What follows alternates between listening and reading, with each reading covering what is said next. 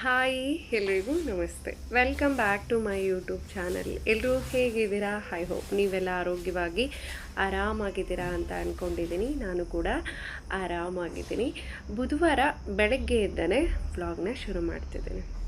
So ಹೇಳೋಕ್ಕಾಗ್ತಾಯಿಲ್ಲ, ವಿಪರೀತ ಸುಸ್ತಿದೆ. 2-3 ದಿನಗಳಿಂದ ನಿದ್ದೆ ಇಲ್ಲ. ಬಟ್ ಆದರೂ ಬೆಳಗ್ಗೆ ಬೇಗ ಎದ್ದು ಕೆಲಸಗಳನ್ನು ಸ್ಟಾರ್ಟ್ ಮಾಡ್ಕೊಂಡಿದ್ದೀನಿ. ಇನ್ನು ವೈಶು ಅಲ್ಲಿ ಒಂದು ಸ್ಟೋರಿ ಬುಕ್ ತೊಗೊಂಡ್ಲು. ಅದಾದಮೇಲೆ ವೈಭವ್ ಬಾಲ್, ಆಮೇಲೆ ಯೂನೋ ಕಾರ್ಡ್ ಎಲ್ಲ ತೊಗೊಂಡಿದ್ದ ಅವನು. ಇನ್ನು ನನಗೆ ಕಾಮೆಂಟ್ ಹಾಕಿದ್ರಿ, ಯಾಕೆ ಹೋಗಿದ್ರಿ, ಏನು ಟೆಸ್ಟು, ಕಂಪ್ಲೀಟಾಗಿ ಹೇಳಿ ಅದ್ರ ಬಗ್ಗೆ ಅಂತ ಹೇಳಿ.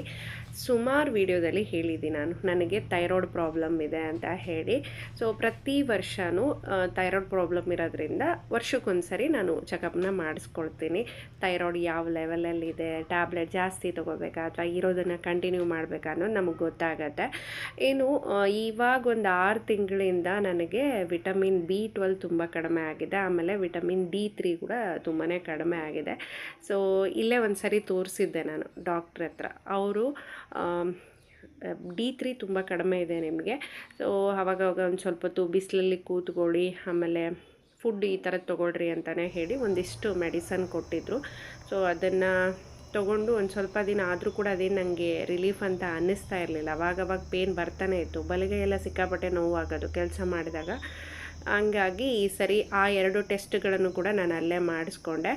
B12 ಎಲ್ಲ ಕರೆಕ್ಟಾಗಿಯೇ ಇದೆ. ವಿಟಮಿನ್ D3ಯಲ್ಲಿ ಭಾಳ ಕಡಿಮೆ ಇದೆ ನಿಮಗೆ ಅಂತ ಹೇಳಿ. ಸೊ ಅದೆರಡು ರಿಲೇಟೆಡ್ ಆಗಿರುವಂಥ ಟ್ಯಾಬ್ಲೆಟ್ಸ್ನ 6 ಮಂತ್ವರೆಗೂ ಕೊಟ್ಟಿದ್ದಾರೆ. ಇನ್ನು ಥೈರಾಯ್ಡ್ ಎಲ್ಲ ನಾರ್ಮಲ್ ಆಗಿಯೇ ಇದೆ. ಸೊ ಇಷ್ಟು ದಿನ ಏನು ಟ್ಯಾಬ್ಲೆಟ್ ತೊಗೊಳ್ತಿದ್ದೆ ಅಲ್ವಾ, ಅದನ್ನೇ ಕಂಟಿನ್ಯೂ ಮಾಡಿ ಅಂತಲೇ ಹೇಳಿದ್ದಾರೆ. ಅದ್ರ ಜೊತೆ ರೆಗ್ಯುಲರಾಗಿ ಮಾರ್ನಿಂಗ್ ಊಟ ಆದಮೇಲೆ ಇದೊಂದು ಟ್ಯಾಬ್ಲೆಟ್ನ ಒಂದು 6 ಮಂತ್ವರೆಗೂ ತೊಗೊಳ್ಳಿ, ಎಲ್ಲ ಕ್ಲಿಯರ್ ಆಗುತ್ತೆ ಅಂತಲೇ ಹೇಳಿ ಕೊಟ್ಟು ಕಳಿಸಿದರು. ಸೊ ಹೋಗಬೇಕಾದ್ರೆ ಎಷ್ಟೊಂದು ಟೆನ್ಷನ್ ಇತ್ತು ನಿಜವಾಗ್ಲೂ. ಈ ನೋವು ಯಾಕೆ ಬರ್ತಿದೆ, ಇಷ್ಟೊಂದು ಯಾಕೆ ಕಾಲು ಸುಸ್ತಾಗ್ತದೆ ಅಂತ ಸುಮಾರು ಟೆನ್ಷನ್ ಇಟ್ಕೊಂಡೇ ಹೋಗಿದ್ದು.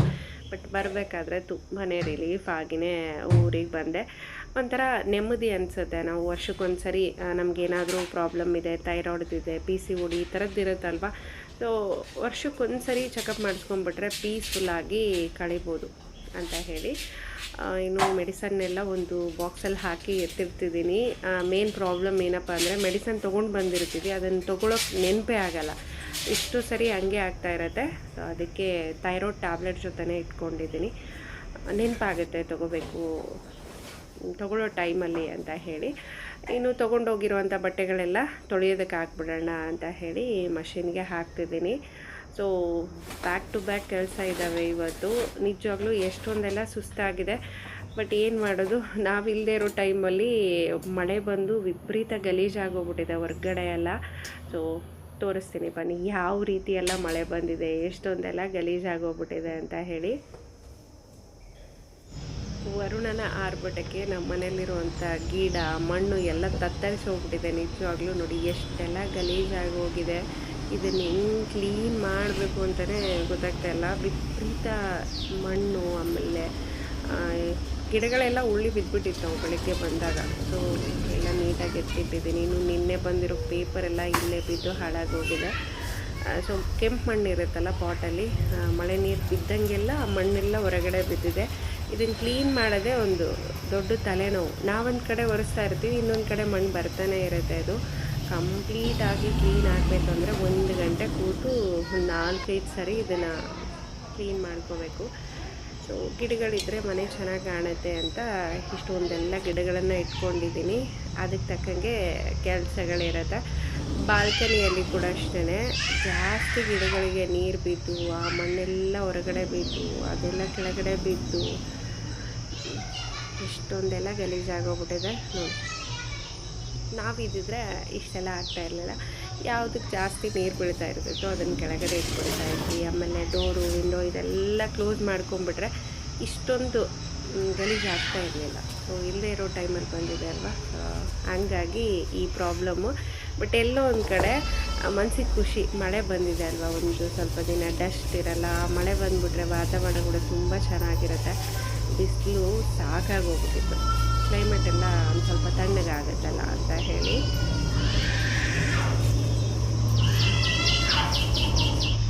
ಇದು ಮಲ್ಲಿಗೆ ಹೂವು, ಗೊತ್ತಿಲ್ಲ ಯಾವ ಥರದ ಮಲ್ಲಿಗೆ ಹೂವು ಅಂತ ಹೇಳಿ. ಆ ಬಳ್ಳಿ ಎಷ್ಟು ಸರಿ ಕಿತ್ತಿದ್ದೀನೋ ಗೊತ್ತಿಲ್ಲ, ಆದರೂ ಅದು ಚಿಗಿತಾ ಇದೆ. ಆಮೇಲೆ ಅದರಲ್ಲಿ ಹೂವು ಬಿಡ್ತಾನೇ ಇದೆ. ಅಷ್ಟೊಂದು ಘಮ ಬರ್ತಿದೆ ಅದರಲ್ಲಿ ಹೂವು. ಒಂದೊಂದು ಸರಿಗೆ ಒಂದೊಂದು ಬಟ್ಲ ಹರಳುತ್ತೆ. ಅದು ಒಂದೇ ಒಂದು ಕೊಲ್ಲೆ ಇರೋದು. ಇನ್ನು ಮೊನ್ನೆ ತೊಳೆದಿರೋಂಥ ಬಟ್ಟೆ ಕೆಲವೊಂದಿಷ್ಟು ಮಾಡಿಸ್ಕೊಳ್ಳೋದು ಹಾಗೆ ಇದೆ. ಆಮೇಲೆ ಹಸ್ಬೆಂಡ್ ಮಾರ್ನಿಂಗ್ ಡ್ಯೂಟಿಗೆ ಹೋಗೋ ಅಷ್ಟರೊಳಗಡೆ ಒಂದಿಷ್ಟು ವೆಜಿಟೇಬಲ್ ಎಲ್ಲ ತಂದಿಟ್ಟು ಹೋಗಿದ್ದಾರೆ. ಏನೂ ಇರಲಿಲ್ಲ ಮನೆಯಲ್ಲಿ. ಇನ್ನು ಇದನ್ನೆಲ್ಲ ಕ್ಲೀನ್ ಮಾಡ್ಕೋಬೇಕು. ಆಮೇಲೆ ಪೂಜೆಗೆ ತರಿಸಿರುವಂಥ ಹೂವು, ಎಲೆ ಇದು ಕೂಡ ಹಾಗೆ ಇದೆ. ಇದನ್ನು ಕ್ಲೀನ್ ಮಾಡಿ ಎತ್ತಿಟ್ಕೋಬೇಕು. ಎಲ್ಲಿಂದ ಕೆಲಸ ಸ್ಟಾರ್ಟ್ ಮಾಡಬೇಕು ಅಂತಲೇ ಗೊತ್ತಾಗ್ತಿಲ್ಲ ನನಗೆ. ಹಾಗಾಗಿ ಯೋಚನೆ ಮಾಡ್ತಾನೆ ಕೂತ್ಕೊಂಡೆ ಒಂದು ಸ್ವಲ್ಪ.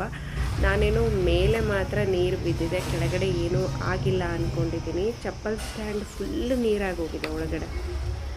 ಇವಾಗ ಇರೋದನ್ನೆಲ್ಲ ಎತ್ತಿ ಕ್ಲೀನ್ ಮಾಡ್ಕೋಬೇಕು. ಕೆಲವೊಂದಿಷ್ಟೆಲ್ಲ ಹಳೇದಿತ್ತು, ಶೂಸು ಹಾಕ್ಕೊಳ್ತಾ ಇರೋದು, ಹಾಗಾಗಿ ಬಿಸಾಕಿರೋಣ ಅಂತ ಹೇಳಿ. ಪಾಪ ವೈಶು ಮಲ್ಕೊಂಡಿದ್ದು, ಅವಳು ಎತ್ತಿರಲಿಲ್ಲ. ಸೊ ನಾನೇ ಮತ್ತೆ ಎಬ್ಬಿಸಿ ಒಬ್ಬರೇ ಆಗಿಬಿಟ್ರೆ ಒಂದು 2-3 ಸರಿ ಮೇಲೆ ಕೆಳಗಡೆ ಏರಿಳಿಬೇಕಾಗತ್ತೆ ಅಂತ ಹೇಳಿ ಅವಳನ್ನು ಕರ್ಕೊಂಡೋಗಿ ಕಸನೆಲ್ಲ ಹಾಕಿ ಬಂದೆ. ಈ ಕಿಚನ್ ವಿಂಡೋ ಎಲ್ಲ ಓಪನ್ ಆಗಿಯೇ ಇಟ್ಟಿದ್ದೆ ನಾನು, ಗಾಳಿ ಆಡುತ್ತೆ ಅಂತ ಹೇಳಿ. ಬಟ್ ಜಾಸ್ತಿನೇ ಧೂಳ ಎಲ್ಲ ಬಂದ್ಬಿಟ್ಟಿದೆ ಕಿಚನ್ ಒಳಗಡೆ ಕೂಡ. ಇನ್ನು ಮಕ್ಕಳನ್ನ ಫ್ರೆಶ್ ಅಪ್ ಮಾಡಿಸ್ಬೇಕು, ಅವ್ರಿಗೆ ಟಿಫನ್ ಏನಾದರೂ ರೆಡಿ ಮಾಡಬೇಕು. ಸೊ ಈ ಥರ ಕೆಲಸಗಳಿದ್ದಾಗ ನಿದ್ದೆ ಕೂಡ ಬರಲ್ಲ ಕಣ್ಣಿಗೆ. ಮಲ್ಕೋಬೇಕು ಅಂತ ಎಷ್ಟೇ ಮನಸ್ಸೊಳಗಡೆ ಇದ್ರೂ ಕೂಡ ಕಣ್ಣು ಮುಚ್ಚಿದಾಗೆಲ್ಲ ಈ ಕೆಲಸಗಳೇ ನೆನಪಾಗ್ತಾ ಇರ್ತವೆ. ಅಯ್ಯೋ ಈ ಕೆಲಸ ಪೆಂಡಿಂಗ್ ಇದೆಯಲ್ಲ, ಆ ಕೆಲಸ ಪೆಂಡಿಂಗ್ ಇದೆಯಲ್ಲ ಅಂತ ಹೇಳಿ. ಸೊ ಹಾಗಾಗಿ ನಮ್ಮನ್ನು ನಾವು ಸ್ಟ್ರಾಂಗ್ ಮಾಡಿಕೊಂಡು ಕೆಲಸಗಳನ್ನು ಮುಗಿಸ್ಕೋಬೇಕು. ವೆಜಿಟೇಬಲು ಹಾಗೆ ಬೆಂಗಳೂರಿಂದ ಬರ್ತಾ ಜಂಪಲ್ ದಂಡು ತೊಗೊಂಡು ಬಂದಿದ್ವಿ. ಇಲ್ಲೆಲ್ಲ ನಮಗೆ ಬಿಳಿದೇ ಸಿಗುತ್ತೆ, ಅಲ್ಲಿ ಪಿಂಕ್ ಭಾಳ ಚೆನ್ನಾಗಿತ್ತು ಮೆಜೆಸ್ಟಿಕ್ಕಲ್ಲಿ.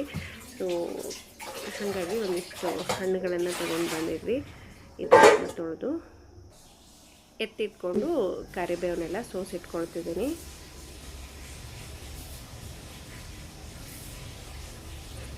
ಹಸ್ಬೆಂಡ್ ಇದ್ದಿದ್ರೆ ಒಂದು ಸ್ವಲ್ಪನಾದರೂ ಕೆಲಸ ನನಗೆ ರಿಲೀಫ್ ಆಗೋದು. ಅಂದರೆ ಕ್ಲೀನ್ ಮಾಡೋದ್ರಲ್ಲಿನೋ ಅಥವಾ ಮಕ್ಕಳನ್ನ ಫ್ರೆಶ್ ಅಪ್ ಮಾಡಿಸೋದ್ರಲ್ಲಿನೋ ಒಂದಿಷ್ಟೇ ಹೆಲ್ಪ್ ಆಗೋದು. ಬಟ್ ಇಲ್ಲದೆ ಇರೋದ್ರಿಂದ ಟು Z ಕೆಲಸ ನಾವೇ ಮಾಡ್ಕೋಬೇಕು. ಇಂಥ ಟೈಮಲ್ಲೇ ನಾವು ಸ್ಟ್ರಾಂಗ್ ಅನ್ನೋದು ಪ್ರೂವ್ ಆಗುತ್ತೆ.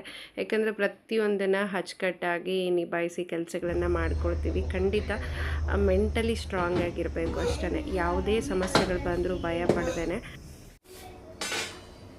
ನನಗೆ ಸಿಕ್ಕಾಬಟ್ಟೆ ಸುಸ್ತಿದೆ. ಅಸಲು ಕೈ ಕಾಲಲ್ಲಿ ಶಕ್ತಿನೇ ಇಲ್ಲ. 3 ದಿನದಿಂದ ನಿದ್ದೆ ಬೇರೆ ಮಾಡಿಲ್ಲ.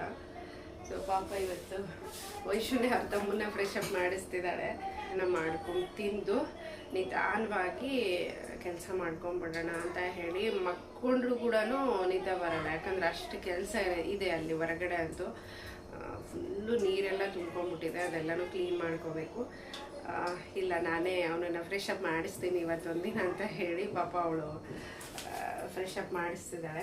ಹೆಣ್ಮಕ್ಳಿದ್ರೆ ಇವತ್ತೆಲ್ಲ ನಾಳೆ ಖಂಡಿತ ಹೆಲ್ಪ್ ಮಾಡೇ ಮಾಡ್ತಾರೆ. ಖುಷಿ ಅನಿಸುತ್ತೆ.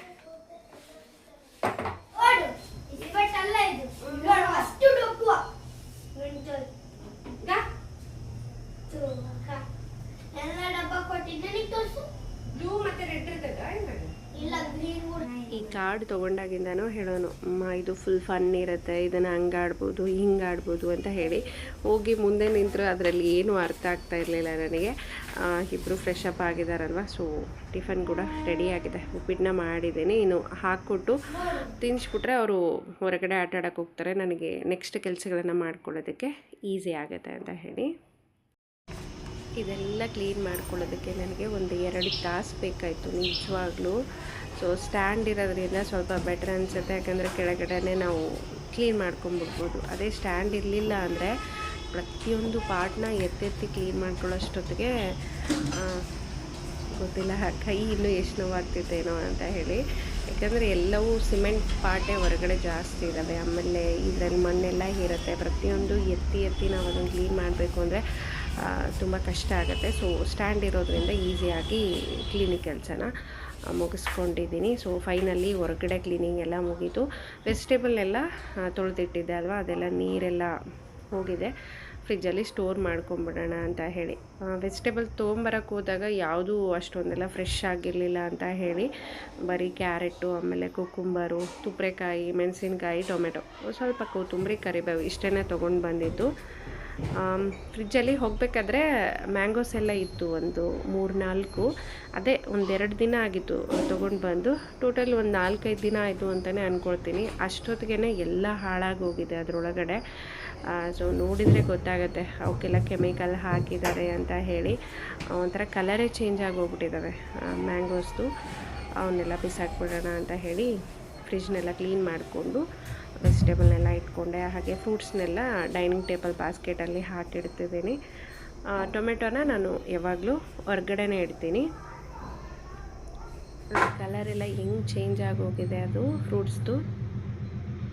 ಇವಾಗ ಬರುವಂಥ ಹಣ್ಣುಗಳಲ್ಲಿ ಯಾವುದು ನ್ಯಾಚುರಲ್ಲು, ಯಾವುದು ಕೆಮಿಕಲ್ಲು ಅನ್ನೋದೇ ಟೆನ್ಷನ್ ಆಗೋಗಿದೆ. ನೋಡಿದರೆ ಭಯ ಆಗುತ್ತೆ ಇದು ಹೆಂಗಪ್ಪ ತಿನ್ನೋದು ಅಂತ ಹೇಳಿ. ಸೊ ಮೊದಲೇ ತಿಂದುಬಿಟ್ಟಿದ್ದೀವಿ, ಆಮೇಲೆ ಈ ಥರ ಆಗಿದೆ. ಇದು ಒಂದು 5 ದಿನದಲ್ಲಿ ಈ ಕಲರಿಗೆ ಬಂದಿದೆ ಹಣ್ಣುಗಳು.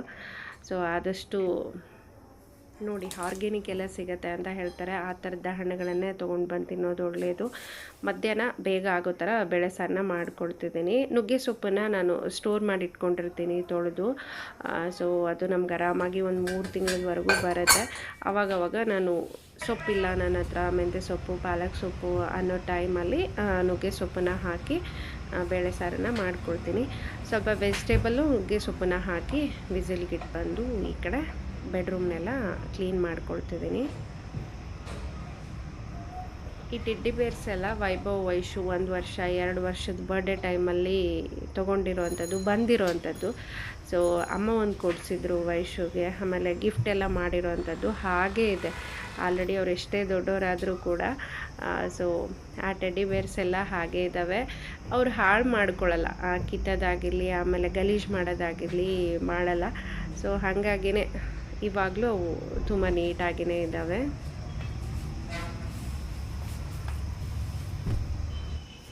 ಇನ್ನು ನಾನು ಹೋಗೋ ಟೈಮಲ್ಲಂತೂ ಬೆಡ್ ಕವರ್ ಯಾವುದೂ ಹಾಕಿರಲಿಲ್ಲ. ನನಗೆ ಒಳ್ಳೆಯದಾಯಿತು ಅಂತಲೇ ಅನ್ನಿಸ್ತಾಯಿತ್ತು. ಯಾಕಂದರೆ ಬಂದಿಂದ ಎಲ್ಲ ಡಸ್ಟ್ ಆಗಿದೆ ಅಂತ ಮತ್ತೆ ತೆಗಿಬೇಕಾಗ್ತಾಯಿತ್ತು. ನಾನು ದಿವಾನ್ ಕವರ್ ಹಾಕಿರಲಿಲ್ಲ, ಸೋಫಾದ ಹಾಕಿರಲಿಲ್ಲ. ಸೊ ಕೆಲವೊಂದೆಲ್ಲ ಹಾಗೆ ಬಿಟ್ಟೋಗಿದ್ದೆ. ನನಗೆ ಅಲ್ಲಿ ಹೋಗೋ ಅರ್ಜೆಂಟ್ ಒಂದಿತ್ತು. ಆಮೇಲೆ ಅಷ್ಟೊಂದು ಪೇಷನ್ಸ್ ಕೂಡ ಇರಲಿಲ್ಲ ಇವೆಲ್ಲ ಹಾಕಬೇಕು ಅಂತ ಹೇಳಿ. ಬೆಳಗ್ಗೆಯಿಂದ ಸಾಯಂಕಾಲದವರೆಗೂ ಕೆಲಸನೇ ಆಗೋಗ್ಬಿಡ್ತು.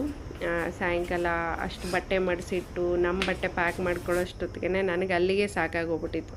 ಹಾಗಾಗಿ ಬಂದ ಮೇಲೇ ಹಾಕೋಣ ಅಂತ ಹೇಳಿ ಬಿಟ್ಟಿದ್ದೆ. ಈ ವಾಷಿಂಗ್ ಮಷಿನ್ಗೆ, ಡಿಶ್ ವಾಷರ್ಗೆ ಆದಷ್ಟು ಅದ್ರ ಕವರ್ ಬರುತ್ತಲ್ಲ, ಅದ್ರ ಬದಲು ಕಾಟನ್ ಬಟ್ಟೆ ಏನು ಟೇಬಲ್ ಕ್ಲಾತ್ಸ್ ಇರುತ್ತಲ್ಲ ಅದನ್ನೇ ಹಾಕಿ ಎಷ್ಟೋ ಸರಿ ಈ ಪೈಪೆಲ್ಲ ಕ್ಲೀನ್ ಮಾಡೋದಿರುತ್ತೆ ವಾಷಿಂಗ್ ಮಿಷನಲ್ಲಾಯಿತು. ಸೊ ಡಿಶ್ ವಾಷರಲ್ಲಿ ಇವತ್ತಿನವರೆಗೂ ಕ್ಲೀನ್ ಮಾಡಿಲ್ಲ. ಬಟ್ ಅವಾಗವಾಗ ಈ ನೀರಿನ ಪ್ರಾಬ್ಲಮ್ ಬರುತ್ತೆ. ಏನಾದರೂ ಸಿಕ್ಕೊಂಡ ತಕ್ಷಣ ನೀರು ಸರಿಯಾಗಿ ಬರಲ್ಲ ವಾಷಿಂಗ್ ಮಿಷನಲ್ಲಿ. ಆ ಟೈಮಲ್ಲಿ ಕವರೆಲ್ಲ ತೆಗೆದು ಆ ಪೈಪ್ನೆಲ್ಲ ನಾವು ತೆಗೆದು ಕ್ಲೀನ್ ಮಾಡಿ ಜೋಡಿಸ್ಕೊಳ್ಳೋದಕ್ಕೆ ಕಷ್ಟ ಆಗುತ್ತೆ. ಹಂಗಾಗಿ ನಾನು ಕವರ್ನೆಲ್ಲ ತೆಗೆದು ಬರೀ ಮೇಲೆ ಟೇಬಲ್ ಕ್ಲಾತ್ನ ಹಾಕ್ಕೊಂಡಿರ್ತೀನಿ. ಗಲೀಜಾಗಿದೆ ಅಂದಾಗ ಒಂದು ತಿಂಗಳಿಗೆ ಒಂದು ಸರಿ ನೀಟಾಗಿ ಒರೆಸ್ಕೊಂಡ್ಬಿಟ್ರೆ ತುಂಬ ಕ್ಲೀನಾಗಿ ಕಾಣಿಸುತ್ತೆ. ನಾವು ಪ್ಲಾಸ್ಟಿಕ್ ಕವರ್ ಇಟ್ಟಾಗ ಸುತ್ತ ಡಸ್ಟ್ ಆಗಿರುತ್ತೆ, ಅದು ನಮ್ಗೆ ಅಷ್ಟೊಂದು ಚೆನ್ನಾಗಿ ಕಾಣಿಸಲ್ಲ. ಆಮೇಲೆ ಪರ್ಫೆಕ್ಟಾಗಿ ಕೂಡ ಅದು ಇರಲ್ಲ. ಹಾಗಾಗಿ ಇನ್ನು ಸೋಫಾ ಕವರೆಲ್ಲ ಹಾಕ್ಕೊಂಡು ಕುಷನ್ ಕವರೆಲ್ಲ ಹಾಕ್ಕೊಂಡಿದ್ದೀನಿ. ಹೊರಗಡೆ ಚೇರಿಗೆ ಕೂಡ ಕುಷನ್ ಕವರ್ನ ಹಾಕ್ಕೊಳ್ತಿದ್ದೀನಿ. ಫೈನಲ್ಲಾಗಿ ಕ್ಲೀನ್ ಆದಮೇಲೆ ಈ ಥರ ಕಾಣ್ತಿದೆ. ಇನ್ನು ಫ್ರಿಜ್ ಕವರ್ ಕೂಡ ನಾನು ಚೇಂಜ್ ಮಾಡ್ಕೊಂಡಿದ್ದೀನಿ. ಆದಷ್ಟು ಎಲ್ಲದಕ್ಕೂ ಕಾಟನ್ ಬಟ್ಟೆ ಅಂದರೆ ಟೇಬಲ್ ಕ್ಲಾತ್ ಏನು ಬರುತ್ತೆ ಅದನ್ನೇ ಹಾಕ್ತೀನಿ. ನಾವು ಮೇಲೆ ಹಾಕಿದಾಗ ಅದು ಕಂಫರ್ಟಬಲಾಗಿ ಕೂರುತ್ತೆ. ಏನೋ ತೊಗೋಬೇಕಾದ್ರೆ ಸೊ ಬೀಳೋದು, ಅದು ಸರಿದಾಡೋದು ಆಗಲ್ಲ. ಕಾಟನ್ ಇದ್ದಾಗ ಅದು ಕಂಫರ್ಟಬಲಾಗಿ ಕೂರುತ್ತೆ ಅಂತ ಹೇಳಿ ಏನು ಚೇಂಜ್ ಮಾಡಿಕೊಂಡು ಬಾಕ್ಸ್ಗಳನ್ನೆಲ್ಲ ಮೇಲೆ ಇಟ್ಕೊಂಡಿದ್ದೀನಿ. ಇಷ್ಟೆಲ್ಲ ಕೆಲಸ ಮಾಡ್ಕೊಳ್ಳೋಷ್ಟೊತ್ತಿಗೆ ಸೊ ಬೇಳೆ ವಿಸಿಲೆಲ್ಲ ಆಗಿದೆ ಒಂದು 3. ಸ್ವಲ್ಪ ಉಪ್ಪನ್ನ ಹಾಕಿ ನಾನಿಲ್ಲಿ ಕಲಿಸ್ಕೊಳ್ತಿದ್ದೀನಿ.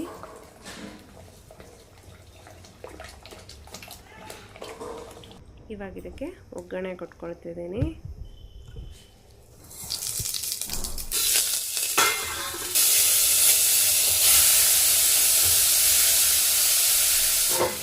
ಹೊರಗಡೆ ಎಷ್ಟೇ ಕೆಲಸ ಇದ್ದರೂ ಕೂಡ ಅಡುಗೆ ಕೆಲಸ ಕಂಪಲ್ಸರಿ ಇದ್ದೇ ಇರುತ್ತೆ. ಯಾಕಂದರೆ ಟೈಮ್ ಸರಿಯಾಗಿ ಮಕ್ಕಳು ಊಟಕ್ಕೆ ಬಂದುಬಿಡ್ತಾರಲ್ವ, ಹಂಗಾಗಿ ಸೊಪ್ಪನ್ನ ಹಾಕಿ ಸಾರು ಮಾಡೋದ್ರಿಂದ ಟೇಸ್ಟ್ ತುಂಬ ಚೆನ್ನಾಗಿ ಬರುತ್ತೆ. ಮೊನ್ನೆ ಮಳೆ ಗಾಳಿ ಎಲ್ಲ ಬಂದಿದೆಯಲ್ಲ, ಅದು ಗಾಳಿಗೆ ಒಂದು ಕೊಲ್ಲೆ ದೊಡ್ಡದು ಬೇನೆ ಗಿಡದ್ದು ಒಳಗಡೆ ವಿಂಡೋದಲ್ಲಿ ಬಂದು ಸಿಕ್ಕಾಕೊಂಡ್ಬಿಟ್ಟಿದೆ ಅದು. ಇದರಿಂದ ವಿಂಡೋ ಕ್ಲೋಸ್ ಆಗಿ ಅಸಲು ಬೆಳಕೆ ಇಲ್ಲ ಬೆಡ್ರೂಮಿಗೆ. ಅದು ಹೊರಗಡೆ ತಳ್ಳಕ್ಕೂ ಬರ್ತಾ ಇಲ್ಲ ಅದನ್ನು, ಅಂದರೆ ತುಂಬ ದೂರ ಆಗುತ್ತೆ ಅದು ಗಿಡ. ಸೊ ಎಷ್ಟೇ ನಾವು ಪುಷ್ ಮಾಡಿದರೂ ಅದು ಹಿಂದಕ್ಕೆ ಹೋಗ್ತಾ ಇಲ್ಲ. ಗೊತ್ತಿಲ್ಲ ಅದಕ್ಕೆ ಏನು ಮಾಡಬೇಕೋ ಏನು ಅಂತ ಹೇಳಿ. ಮಳೆ ಬಂದಿರೋದ್ರಿಂದ ಹೊರಗಡೆ ವಾತಾವರಣನೂ ಎಷ್ಟು ಚೆನ್ನಾಗಿದೆ, ಹಾಗೆ ಗಿಡಗಳ ವಾತಾವರಣ ಕೂಡ ತುಂಬ ಚೆನ್ನಾಗಿದೆ. ಇನ್ನು ನೆಕ್ಸ್ಟ್ ಡೇ ಮಾರ್ನಿಂಗ್ ವ್ಲಾಗ್ನ ಕಂಟಿನ್ಯೂ ಮಾಡ್ತಿದ್ದೀನಿ. ಅಂದರೆ ಸೊ ಮಧ್ಯದಲ್ಲಿ ಸ್ವಲ್ಪ ರೆಸ್ಟ್ ಬೇಕಾಯಿತು ನನಗೆ, ವಿಪರೀತ ಸುಸ್ತಾದಂಗೆ ಆಗೋಗ್ಬಿಟ್ಟಿತ್ತು. ಇನ್ನು ಮಧ್ಯಾಹ್ನ ಊಟಕ್ಕೆ ಅಕ್ಕಿ ರೊಟ್ಟಿ ರಾಗಿ ರೊಟ್ಟಿ ಮಿಕ್ಸ್ ಆಗಿ ಮಾಡ್ಕೊಳ್ತಿದ್ದೀನಿ. ತುಂಬ ದಿನ ಆಗಿದೆ ಮಾಡ್ದೇ, ಯಾಕೋ ತಿನ್ನಬೇಕು ಅಂತ ಅನ್ನಿಸ್ತಾಯಿತ್ತು. ಬೆಂಗಳೂರು ಊಟ ತಿಂದು ಬಂದಾಗಿಂದ ಒಂಥರ ಬಾಯೆಲ್ಲ ಸಪ್ಪೆ, ಅದು ಹೆಂಗೆ ತಿಂತಾರೋ ಗೊತ್ತಿಲ್ಲ. ಅಲ್ಲಿ ದೋಸೆ ಏನು ತಿಂದಿದ್ದೀವಲ್ಲ ಅದಷ್ಟೇ ಚೆನ್ನಾಗಿತ್ತು, ಮಧ್ಯಾಹ್ನ ಊಟ ಯಾವುದೂ ಚೆನ್ನಾಗಿರಲಿಲ್ಲ.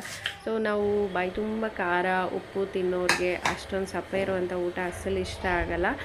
ಇನ್ನು ರಾಗಿ ರೊಟ್ಟಿಗೆ ನಾನಿಲ್ಲಿ ಚಿಕ್ಕದಾಗಿ ಹಚ್ಕೊಂಡಿರುವಂಥ ಕರಿಬೇವು, ಆಮೇಲೆ ಕೊತ್ತಂಬರಿ, ಈರುಳ್ಳಿ, ಆಮೇಲೆ ತುರ್ಕೊಂಡಿರುವಂಥ ಕ್ಯಾರೆಟು, ಕುಕುಂಬರು ಮತ್ತು ಕಾಯಿ ತುರಿ ಇದೆಲ್ಲನೂ ಹಾಕ್ಕೊಳ್ತಿದ್ದೀನಿ. ಇದಕ್ಕೆ ಸ್ವಲ್ಪ ಎಳ್ಳು ಮತ್ತು ಉಪ್ಪು ಹಾಕಿ ಬಿಸಿನೀರಿಂದನೇ ರಾಗಿ ಹಿಟ್ಟನ್ನು ಕಲಿಸ್ಕೋಬೇಕು. ಜಿಗಿ ಇರಲ್ಲ ಅಲ್ವಾ, ಹಾಗಾಗಿ ಕಂಪಲ್ಸರಿ ಬಿಸಿನೀರು ಹಾಕಿದ್ರೇ ಹಿಟ್ಟು ನಮಗೆ ತಟ್ಟೋದಕ್ಕೆ ಚೆನ್ನಾಗಿ ಬರುತ್ತೆ, ಇಲ್ಲಾಂದರೆ ಹರಿದೋಗ್ಬಿಡುತ್ತೆ. ಇದಕ್ಕೆ ಬೆಸ್ಟ್ ಕಾಂಬಿನೇಷನ್ ಅಂದರೆ ಕೊಬ್ಬರಿ ಚಟ್ನಿ.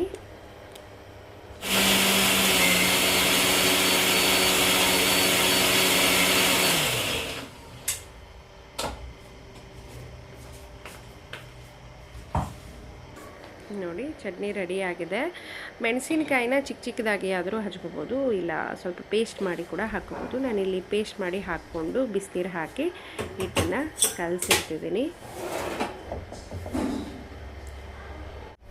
ಬಿಸಿನೀರು ಹಾಕಿ ಹಿಟ್ಟನ್ನು ಕಲಿಸಿದಾಗ ಹಿಟ್ಟು ಜಿಗಿ ಬರುತ್ತೆ. ಸೊ ಹಾಗಾಗಿ ಇದೇ ಥರ ನಾನು ಅಕ್ಕಿ ಹಿಟ್ಟನ್ನು ಕೂಡ ಕಲಿಸ್ಕೊಡ್ತೀನಿ. ನೋಡೋದಕ್ಕೂ ಚೆನ್ನಾಗಿರುತ್ತೆ, ಆರೋಗ್ಯಕ್ಕೂ ತುಂಬ ಒಳ್ಳೆಯದು. ಈ ಥರ ಮಾಡಿದಾಗ ಎರಡು ಮಿಕ್ಸ್ ಮಾಡಿದಾಗ ಕಲರ್ಫುಲ್ಲಾಗಿ ಕಾಣಿಸುತ್ತೆ ಅದು.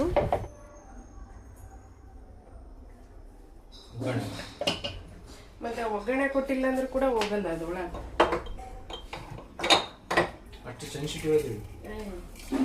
ಅಲ್ಲ ಯಾರಾದರೂ ನೀವದಿರಿ.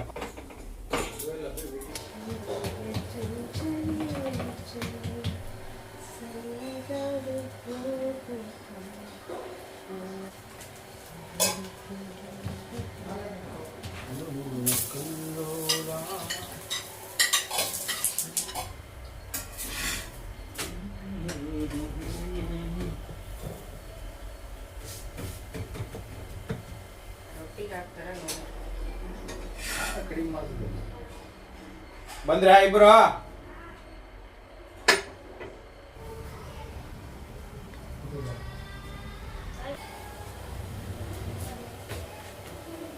ಬೆಸ್ಟ್ ಕಾಂಬಿನೇಷನ್ನು, ಟೇಸ್ಟ್ ತುಂಬ ಚೆನ್ನಾಗಿತ್ತು. ಖಂಡಿತ ಟ್ರೈ ಮಾಡಿ. ಇನ್ನು ನಾನು ಊಟ ಮುಗಿಸ್ಕೊಂಡು ರೆಡಿಯಾಗಿದ್ದೀನಿ, ಹೋಗಿ ಮಕ್ಕಳ ಬಟ್ಟೆ ಬುಕ್ಸು ಶೂಸ್ ತಂದುಬರೋಣ ಅಂತ ಹೇಳಿ. ಮೈಕಿ ಅವ ಇನ್ನು ಹಳ್ಳಿಲ್ಲ, ನಾಳೆ ಹೇಳ್ತಾವ. ಬೆಳಗ್ಗೆ ತಗೊಂಡೆ.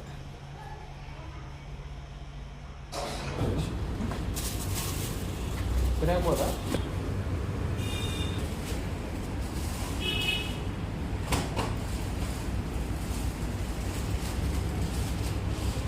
ಮಕ್ಕಳ ಬುಕ್ ಪ್ರೈಸ್ ಹಾಕಿದ್ದಾರೆ CBSE ಮತ್ತು ICSದು. 3rd ಗ್ರೇಡು ಕನ್ನಡ ಲ್ಯಾಂಗ್ವೇಜ್ ಇರೋದು 3800, 6th ಬಂದು ಕನ್ನಡ ಲ್ಯಾಂಗ್ವೇಜು 6900.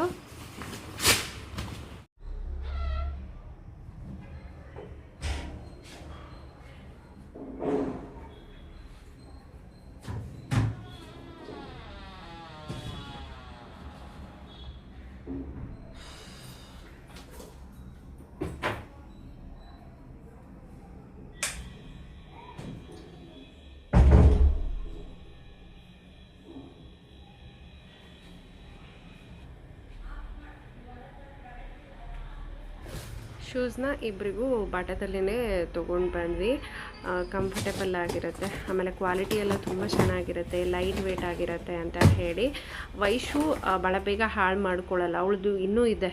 ಸೊ ಮತ್ತೆ ಅದು ಹಾಳಾದ್ಮೇಲೆ ತೊಗೊಂಡು ಹೋಗಿ ಬರೋದೇನು ಅಂತ ಹೇಳಿ ಮುಂಚಿತವಾಗಿಯೇ ತೊಗೊಂಡು ಬಂದಿದ್ದೀವಿ.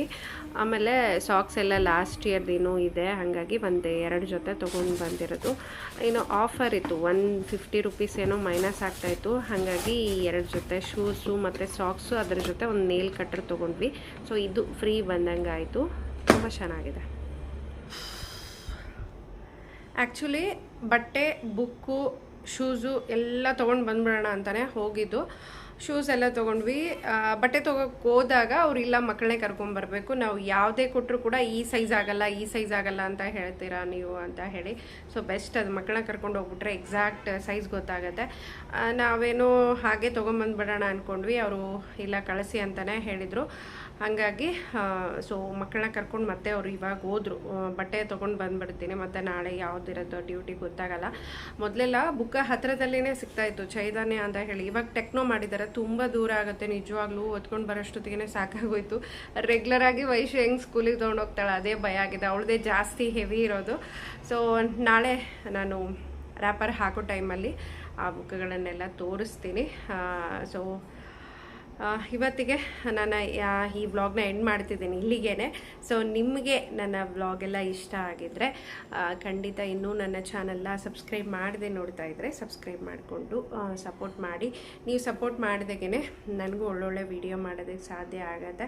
ಸೊ ಪ್ಲೀಸ್ ಸಬ್ಸ್ಕ್ರೈಬ್ ಮಾಡಿ, ಸಪೋರ್ಟ್ ಮಾಡಿ. ನಿಮ್ಮ ಅನಿಸಿಕೆಗಳನ್ನು ಕಾಮೆಂಟ್ ಮುಖಾಂತರ ತಿಳಿಸಿ. ಸಿಗೋಣ ಮುಂದಿನ ವಿಡಿಯೋದಲ್ಲಿ.